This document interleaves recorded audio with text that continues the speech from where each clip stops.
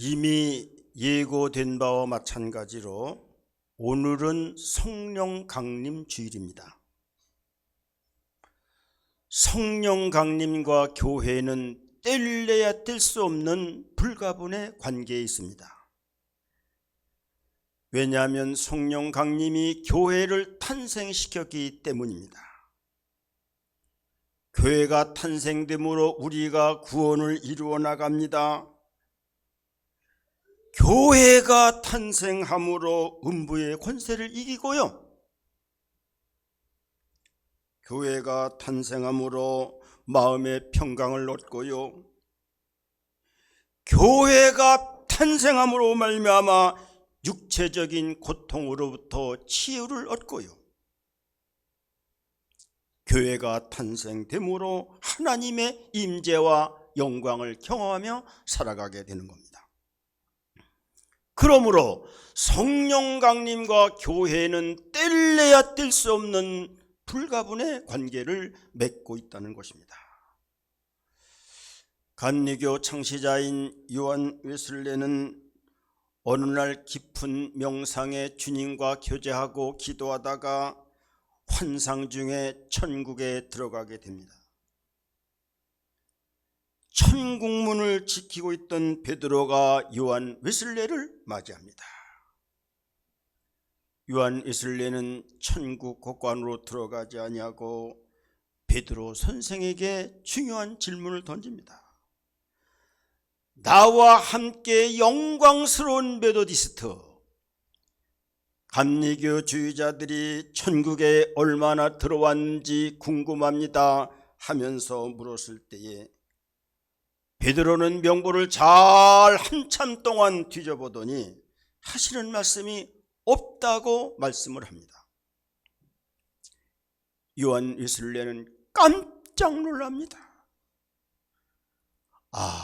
그렇다면 내 신앙이 잘못된 모양이군요. 그러면서 한 가지를 더 묻습니다. 그 빛나는 칼빈의 5대 교리를 강조하는 장로 교인들은 몇 명이나 천국에 들어왔습니까? 물었을 때 한참 동안 또 살펴보더니 없다고 말합니다. 그때 그는 더 놀랐습니다. 그는 겸손히 조심스럽게 생각합니다. 아무래도 종교개혁을 일으킨 사람들은 대단한 실수를 범한 것 같군요.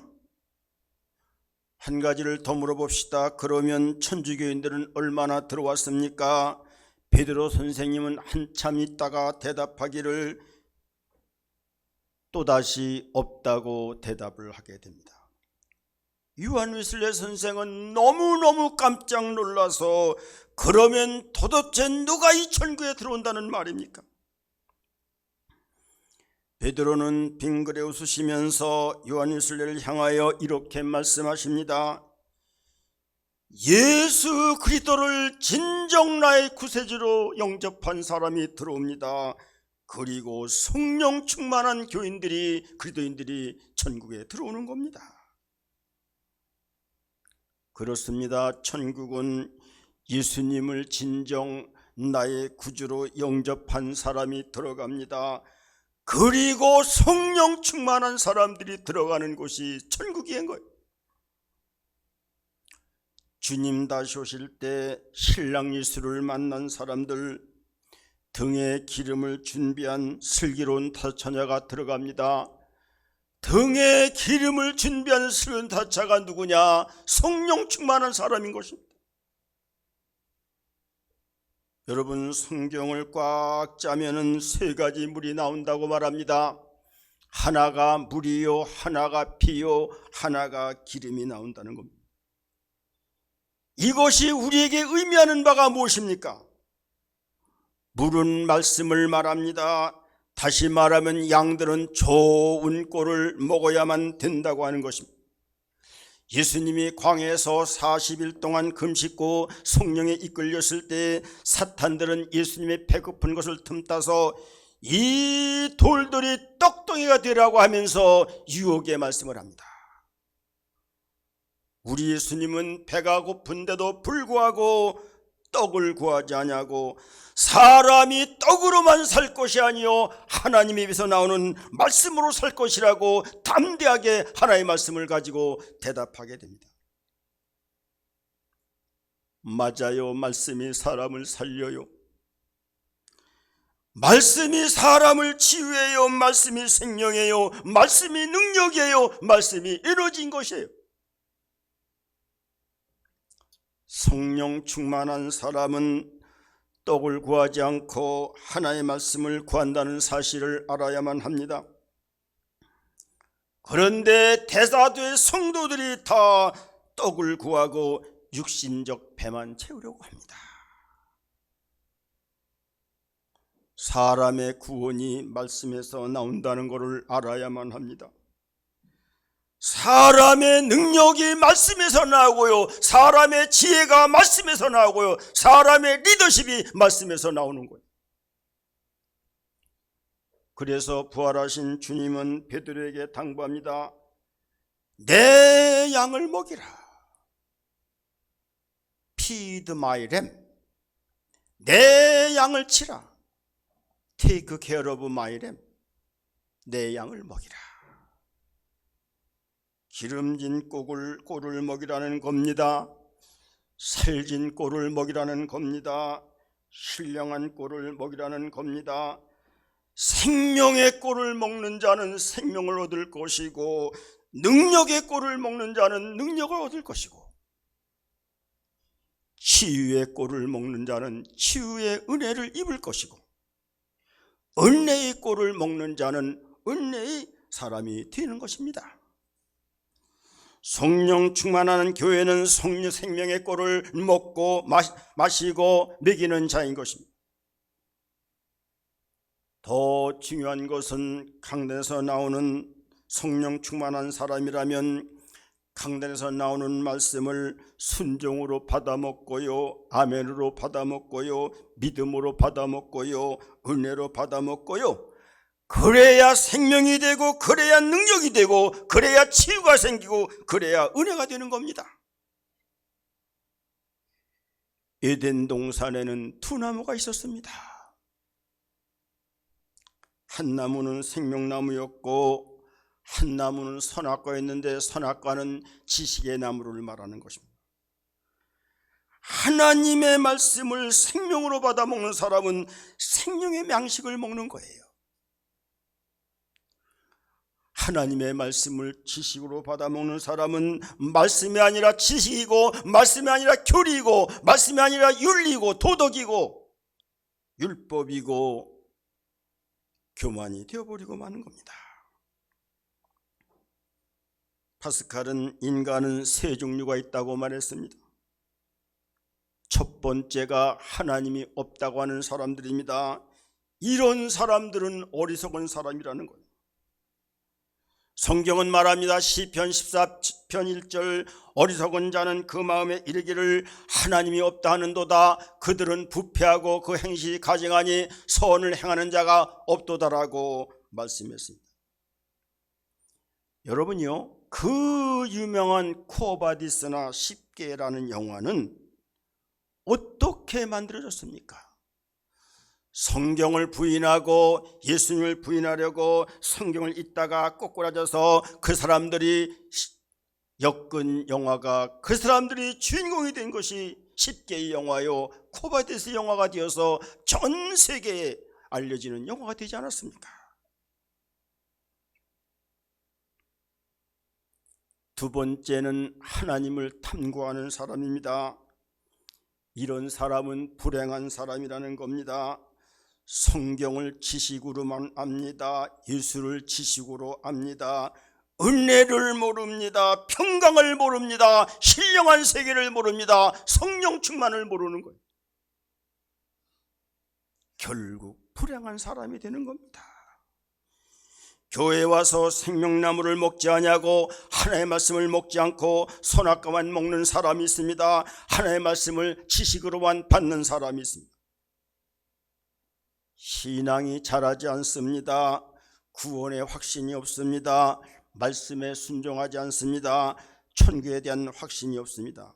불행한 사람이 되는 거예요. 그래서요, 하나님을 대적하고 교회를 대적하고 목회자를 대적하고 불평 불만의 영이 꽉 차여서 교회를 무너뜨린 사람이 있는 거예요. 돌아서기를 바랍니다. 깨닫기를 바랍니다. 세 번째는 하나님을 신앙한 사람입니다. 이런 사람은 행복한 사람이라는 겁니다. 하나님의 말씀으로 천지를 창조하신 것을 믿습니다. 하나님의 전지전능을 믿습니다. 십자가에 죽은 예수가 내 죄를 용서했다는 것을 믿습니다. 이제는 내가 죄인이 아니라 주 안에서 의인이 되었습니다. 이제 나는 지옥 백성이 아니라 천국 백성임을 확신합니다. 하나님을 신앙하는 사람은 말씀에 순종하고요, 하나님이 기뻐하는 예배를 드리고요, 그리고 기도하고 봉사하는 겁니다. 성령 충만하여 기쁨과 감사와 은혜와 평강의 삶을 살아가게 되는 거예요. 마태복음 5장 18절 말합니다. 진실로 너에게 이르노니 천지가 없어지기 전에는 율법의 1.1획도 결코 없어지지 아니하고 다 이루리라 말씀합니다. 이 말씀을 신앙하는 사람은 행복한 삶이 나타나게 되는 거예요. 말로 표현할 수가 없는 겁니다. 영적인 세계를 말로 다 형용할 수가 없습니다. 남이 모르는 기쁨과 남이 모르는 신비와 남이 모르는 은혜를 느끼며 살아가는 사람이 있는 거예요. 성경을 짜면 피가 나온다는 겁니다. 이 피는 보혈의 피요, 이 피는 속죄의 피요, 이 피는 생명의 피요, 이 피가 음부의 권세를 이기게 하는 겁니다.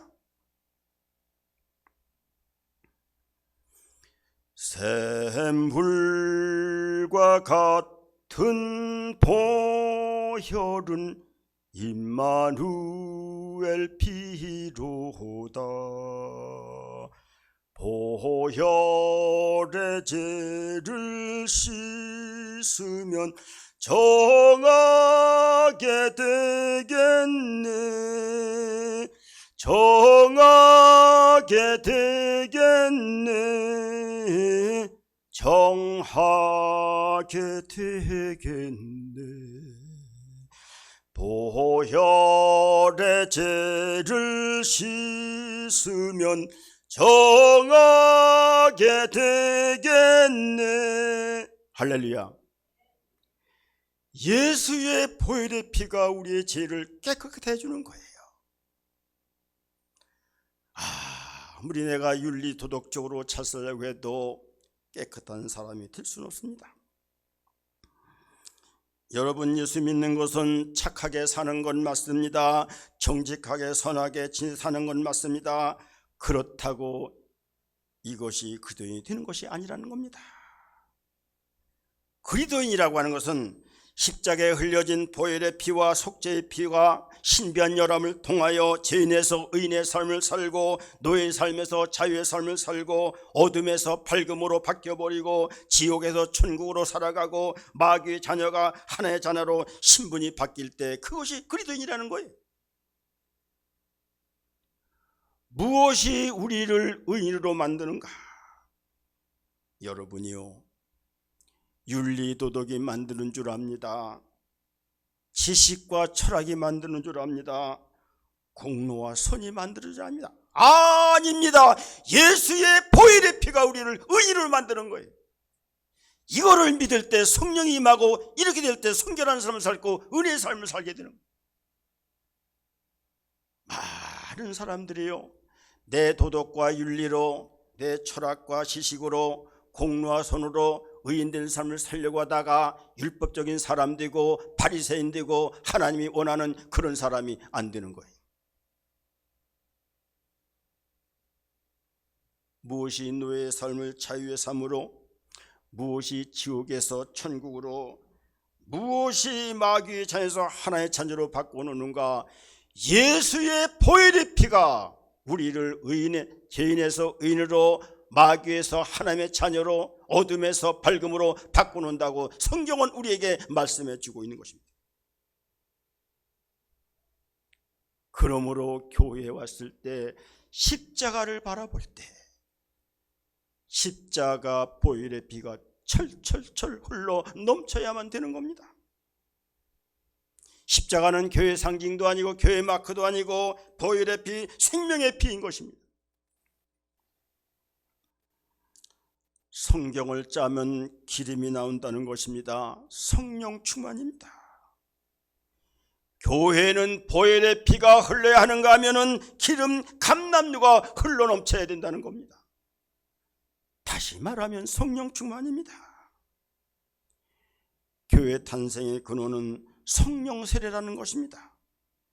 사도행전 1장 4절 5절 사도와 함께 모이사 그들에게 분부하여 이르시되 예루살렘을 떠나지 말고 내게서 들은 바 아버지께서 약속하신 것을 기다리라. 요한은 물로 세례를 베풀었으나 너희는 몇 날이 못되어 내 이름으로 세례를 받으리라 하셨느니라 말씀하고 있습니다. 이 말씀을 믿고 사도들이 오순절 마가의 다락방에 모여 기도하다가 성령을 받아서 거기에 교회가 탄생되게 된 것입니다. 그러므로 초대교회는 성령 충만한 교회였습니다.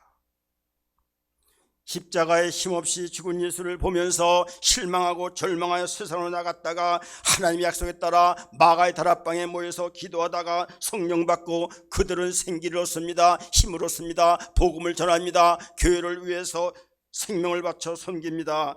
순교까지 하게 되는 것입니다. 성령 충만해야 구원을 받고요, 성령 충만해야 교회에 헌신하고 봉사하고요, 성령 충만해야 축복을 받게 되는 겁니다.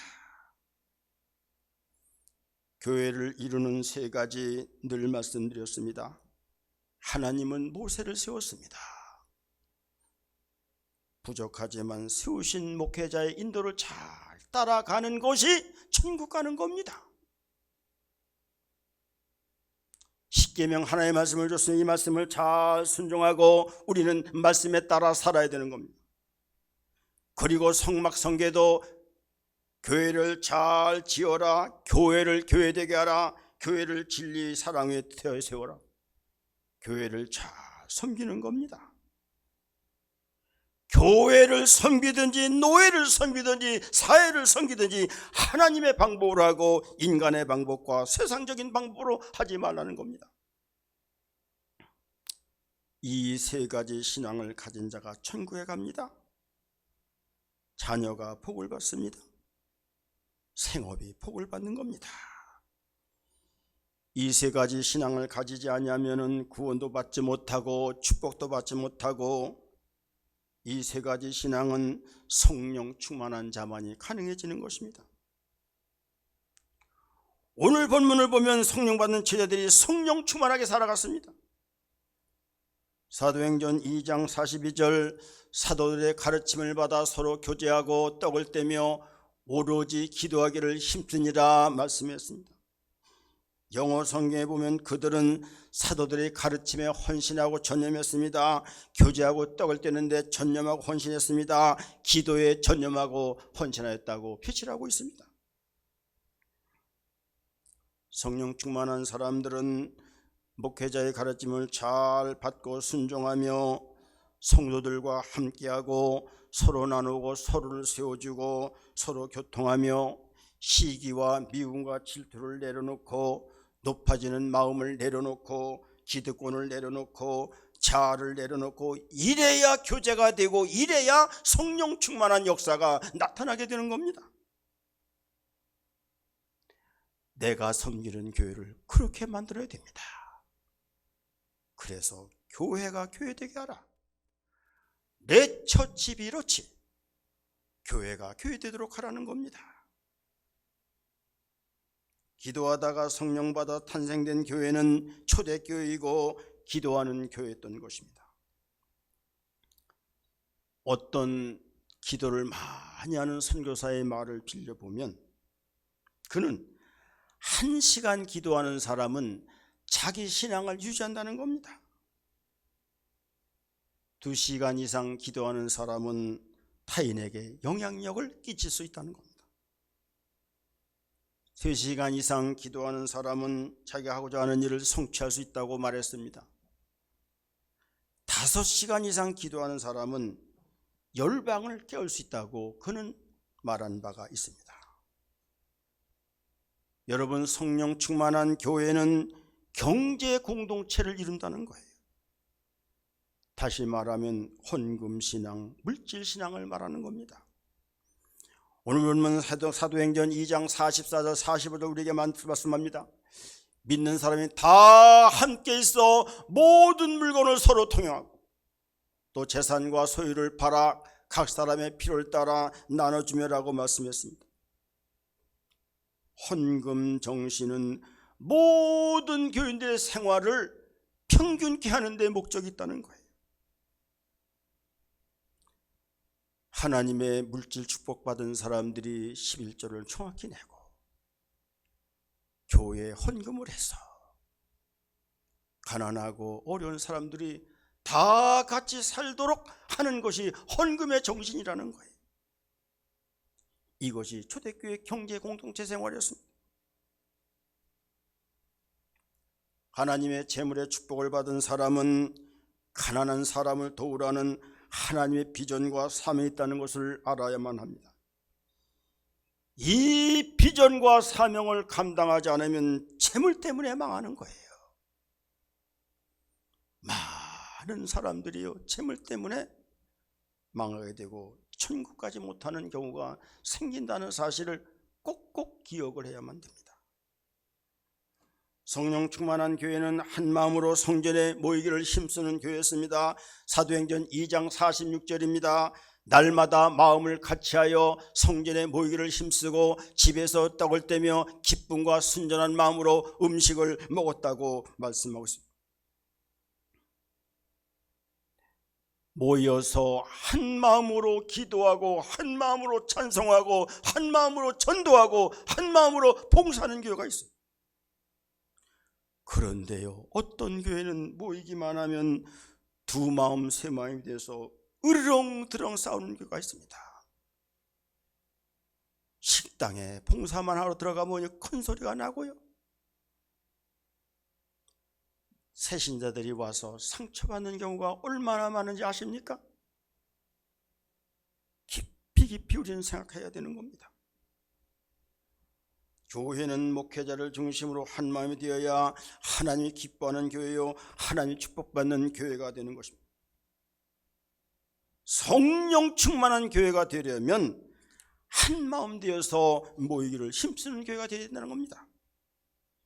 기도하러 모이고 예배하러 모이고 찬양하러 모이고 성경 공부하러 모이고 전도하러 모이고 청소하러 모이고 식당 봉사하러 모이고 봉사하러 모이고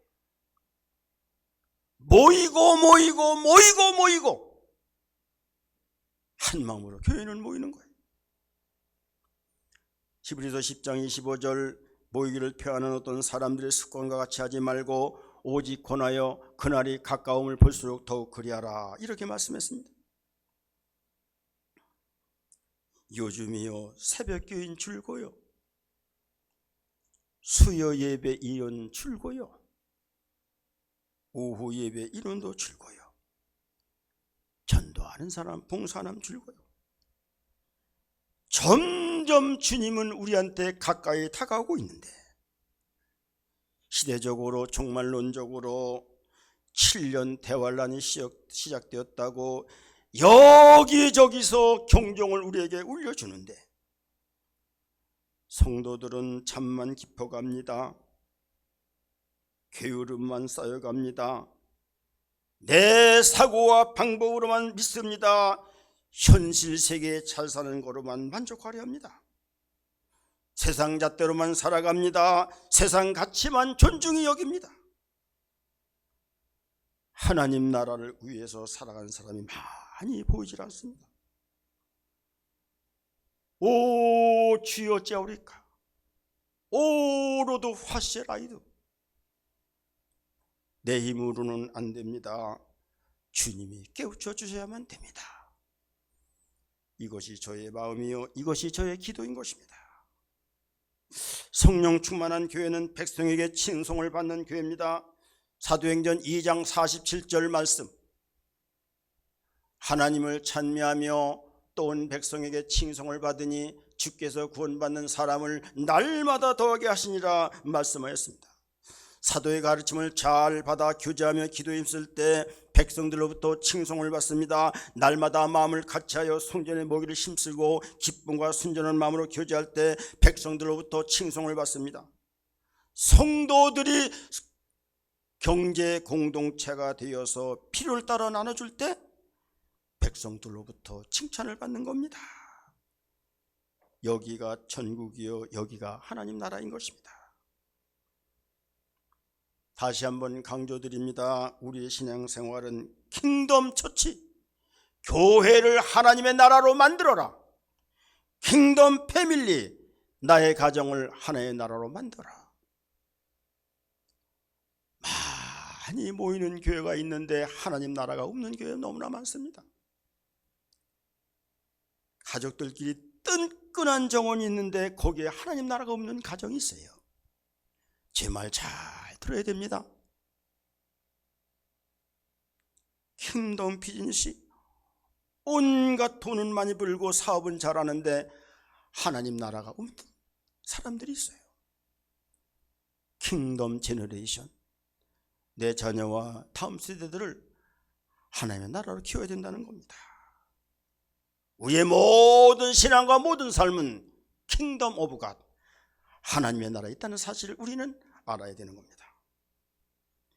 이러면 백성들로부터 칭송을 받습니다. 가정마다 하나님의 축복이 임합니다. 구원받는 사람의 수가 점점 늘어갑니다. 이게 성령 충만한 교회의 모습인 것입니다. 왜 하나님 우리를 목사와 장로와 집사와 권사로 세우셨는가? 이름 갖고 살아는 거 아니에요. 계급장 아니에요. 말씀에 순종하라. 그래서 너희들이 신명기 28장의 축복을 받기를 원하노라.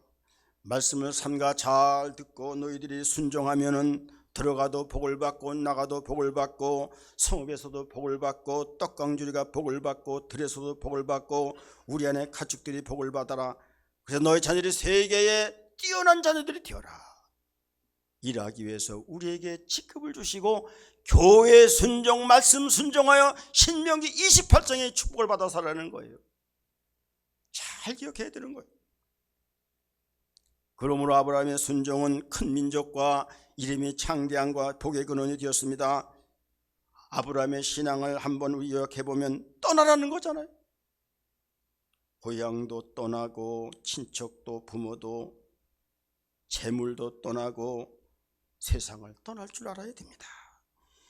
믿음 때문에 떠나는 것입니다. 하나님의 명령을 따라 떠나는 것입니다. 하나님의 약속을 붙들고 떠나는 겁니다. 떠나면 더 큰 축복을 주는 거예요. 아브라함은 하나님의 약속까지 붙잡았습니다. 하나님의 약속이 이루어지지 않자 시험에 빠지고 절망에 빠지기도 했지만 끝까지 하나님의 약속을 붙들었습니다. 결국은 아들까지 주님께 드리기까지 순종합니다. 하나님의 명령 따라 100세에 얻은 아들까지 포기합니다. 아무나 하는 게 아니에요.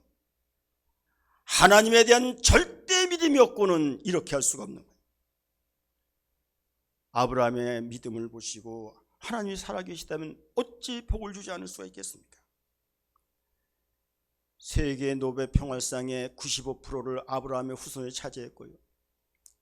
실제 땅의 번도는 35%지만은 90% 이상의 소유를 갖고 있고요. 하늘의 별과 같이 모래, 바다의 모래같이 자손을 주고 이스라엘을 축복하는 나라는 복을 받았습니다. 이스라엘을 저주하는 나라는 저주를 받고 있지 않습니까? 송영강님 주일을 맞이해서 우리 산남교회 모든 가정들이 이런 복을 받으려면, 아브라함의 가정의 복을 받으려면 예수를 그대로 믿고 교회를 하나님의 나라로 만들고 초대교회 같은 성령 충만한 교회를 만들고 그런 믿음으로 살아서 아브라함 같은 가정의 축복을 이루는 귀한 가정들 되기를 주님의 이름으로 축복을 드립니다. 아멘. 사랑의 하나님 아버지, 감사합니다.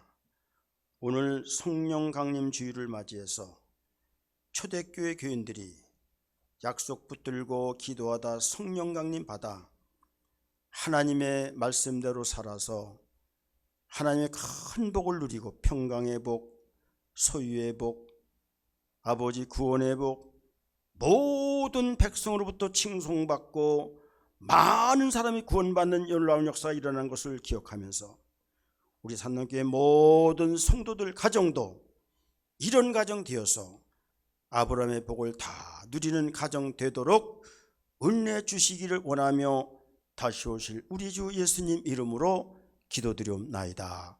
아멘.